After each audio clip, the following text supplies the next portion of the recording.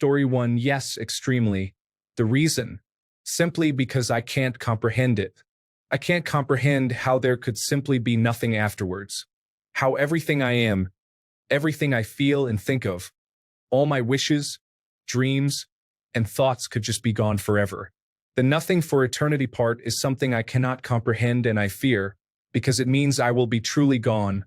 I simply won't exist anymore. And that is scary. Story 2. I am not afraid of dying, but I am afraid of having a life unlived. Yesterday, I took my toddler to the playground, and he was sliding, running around, serving me make-believe coffee and cookies from the little playhouse. As I looked at him running around in the sunshine, I thought, wow, I hope this is what heaven is. Running around with this beautiful boy in the sunshine, laughing and happy. If the rest of my life can be like yesterday, I would be content. Story 3. Yes, I am terrified of it. I cannot wrap my head around that one day consciousness will just stop, and I will not even really know. Sometimes in the middle of the night, I give myself panic attacks trying to picture it. Story 4, a bit. Mostly afraid of what comes after. I don't know if heaven or hell exists. If they don't, then the concept of my consciousness existing for eternity in the same place I died in or in another plane of existence is a sort of horror I can't fathom. The idea of just ceasing to exist altogether is a more comforting thought, to be honest. But maybe my opinion will change when I'm at death's door and be more receptive to the eternity thing. Who knows? Story 5. The possibility of nothing. Just nothing, not even black nothing. Gone, and yes, we were gone for a long time before we were born, but the thing is, that wasn't eternal. Our time did come, but once we go, it will be forever, and we can't wrap our heads around that. We will be gone forever. Our favorite people, places, hobbies, shows, food, work, and everything is going to go. And we won't even know it happened. Time will never end, and we won't ever get a chance at this again. Forever is scary. It doesn't matter if you're calm or not. Knowing that my consciousness will cease to exist, and I will never experience again, is terrifying. Story 6. I am afraid that there is nothing after death. I will not have any memories, knowledge, future, or past. Simply not existing. But I am not particularly afraid to die as long as it is painless. Story 7. I used to be clinically depressed, and during that prolonged period, I wasn't afraid of death. In fact, I was suicidal, and death felt like a way out. Now that I'm no longer depressed and I'm trying to make the most of my life, I'm actually scared to death of dying. It's just incomprehensible to someday just cease to exist. Story 8. Not the idea of dying, but how it happens. I think life is beautiful and worth living, but I'm not included in the happy parts of it, and I'm tired of being an observer to everything I love. Story 9. I don't fear it. Rather, I look forward to seeing the one who loves me the most on the other side, whose name is Jesus. I have no need to worry about missing out on experiences this life has to offer. I will have eternity to explore them beside the one who created them. I couldn't care less about fame or riches as long as my relationship with God remains. For what could this world offer me that could surpass such a gift? Story 10. Dying is great. You get to know it all or leave it all. Either way, it's a well-articulated enough of this already thing, and finally, it is all over. Death is a powerful thing.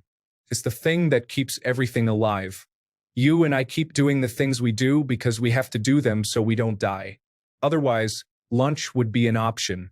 Housing, money, finding someone to be with, all would be an option. But we do them every day. So yeah, dying is insane. Nothing could top dying. Even Adolf Hitler, who killed an insane number of Jewish people when things got bad, took a pill and died. I hate dying. Dying can be used as a last resort to scare people. All religions deal with the very irrational concept of dying. Where do you go after dying? Here comes Jesus Christ and the idea of heaven. Here comes science and the idea of shutting down into oblivion. It gets you confused. So should I be afraid of dying?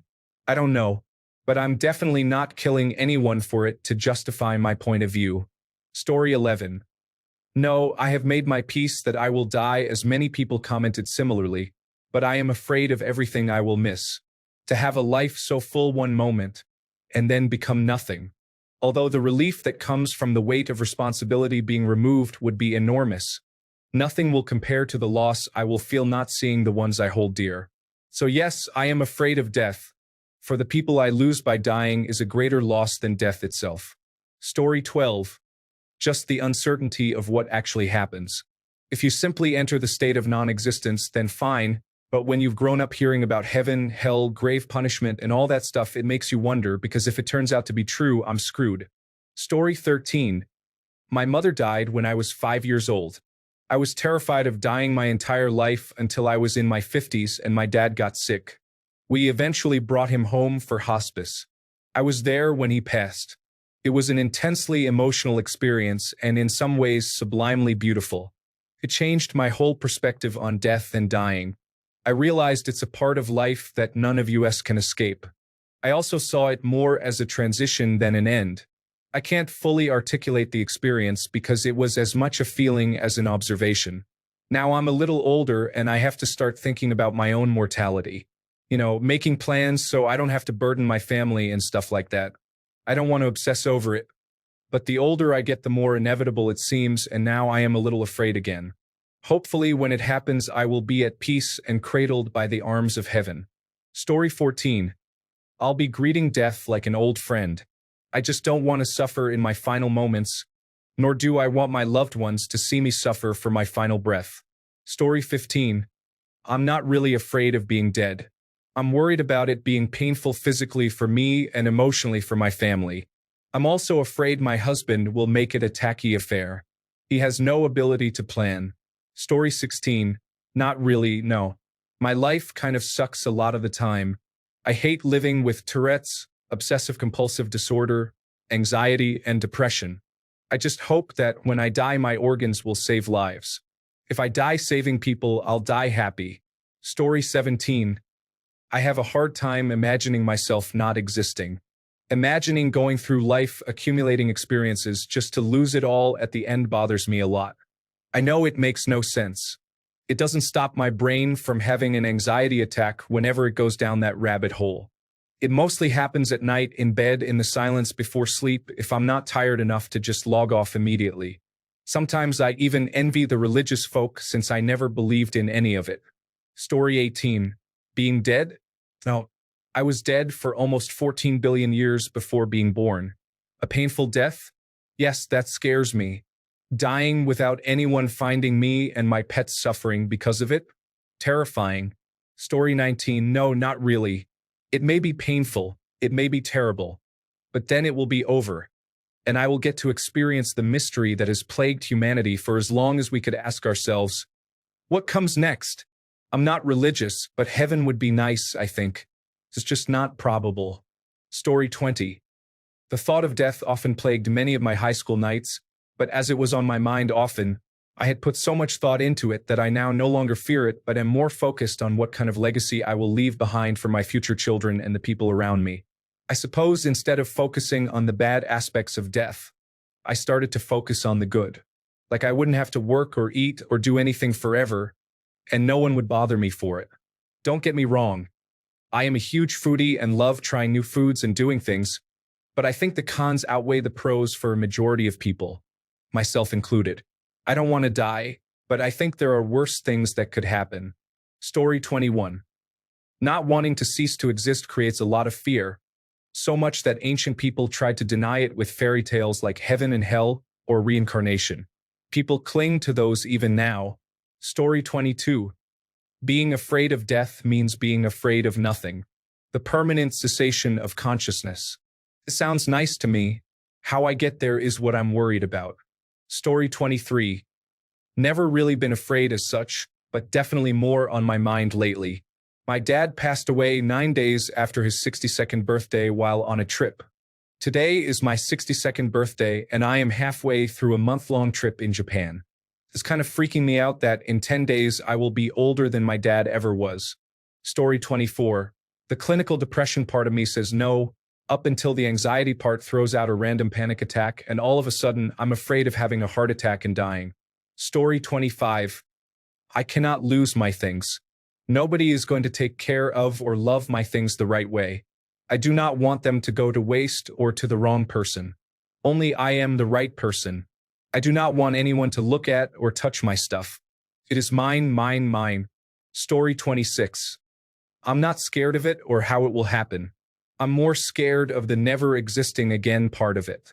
Just 1 second you're alive and the next, nothing? Story 27. It's more the thought of being dead that terrifies me.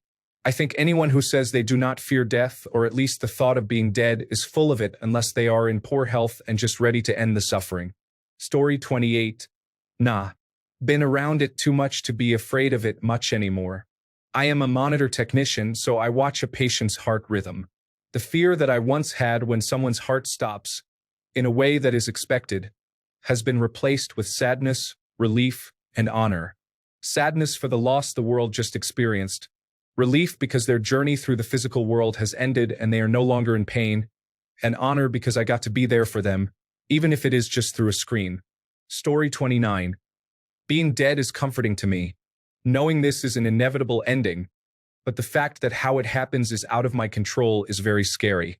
Most of the people I know want to be out like a light, but a lot of deaths happen slowly and painfully. Story 30. Not really afraid of death. I just can't wrap my head around the idea of not existing anymore. Being afraid of death is a bit silly. We are all going to die whether you are afraid or not. Story 31. No, because everyone goes through it eventually, so being afraid of an eventuality is a waste of time. And last I checked, one stops being afraid after one dies. So just deal with life today. Worry about tomorrow when it comes. Story 32. Not afraid of death. More like afraid of getting to a point where I'm not good looking anymore and don't have the energy to do what I like. Growing old scares me. I always wanted to be a vampire and live forever. If such a thing exists, please bite me. Story 33. I am not scared of dying. Why should I be? No, I am not scared of dying and pain ending, but I am scared of never seeing my father's face again, knowing him, loving him. I am scared of never being able to see him again. Story 34.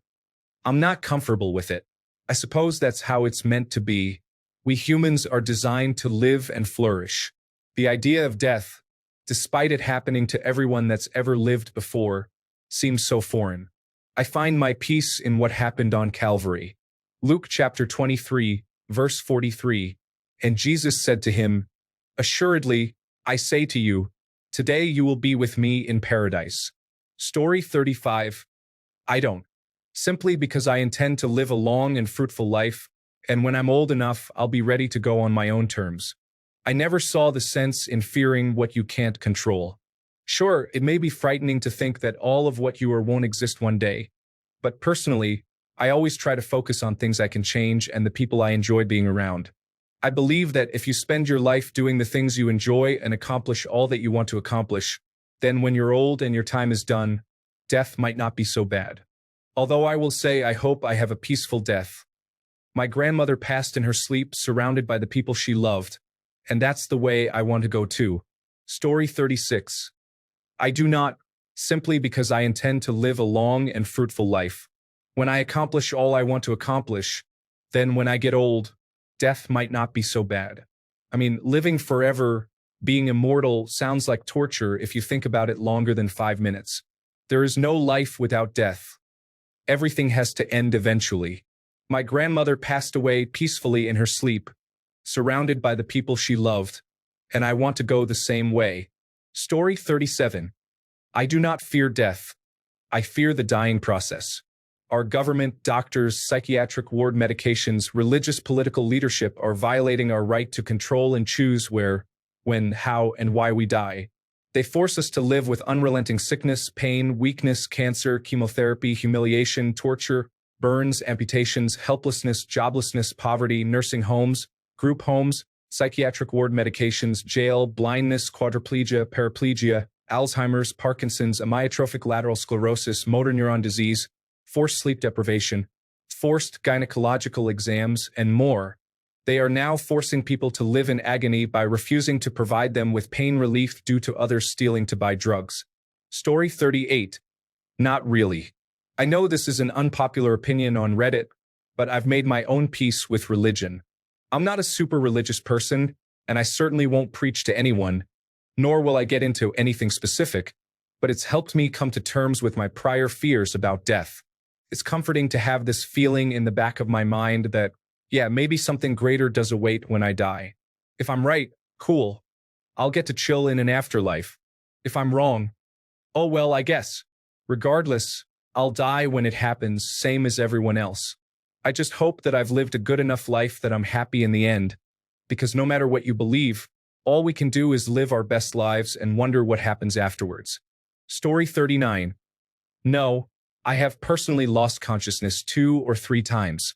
The first time, I was barely alive. My friends said my lips had turned purple and I looked like I was dead. My roommate at the time called my other roommate, who was having drinks a block over. Fate, luck, and timing came together as my beer-drinking lifelong friend walked in, and the roommate who was there was about to give me mouth-to-mouth. My smart friend said, "Get out of my way, you could kill him." He put his ear to my chest and right up to my mouth and could hear faint breathing. So instead of calling an ambulance, which they were about to do if the drunken plan didn't work, they dragged me into the yard, and I woke to the dumb friend pouring coolers of ice on me and my other friend literally beating and slapping me. Noticing small movements, he kicked my ass, and I came to with slaps and punches to the face with the words, "Wake up, you piece of shit." We're cool like that, and I have kept him from going unconscious too. Now, the second time, I was by myself in a drugged-out state. I had some powder I didn't test for fentanyl due to it not being as popular, especially in non-opiates. I had a plate with lines, and I said, "Let's see what this can do." Well, instead of speeding up, I fell out. Not sure how long. A bit of a cynic's first vivid thought was about Adam from the Bible, and in that thought, something else said, "Let there be life," as a gust of air hit my lungs and allowed me to gasp for air. No joke. Then I did another line, went to bed, and took a couple of somas to go to sleep. Not thinking I almost died with a dead cell phone and no friends to check on me except one periodically. I came out of my nap and had blisters of empty soma packets. I counted them and took around 30, unsure how many were in each pack. That day, I realized I wanted to live.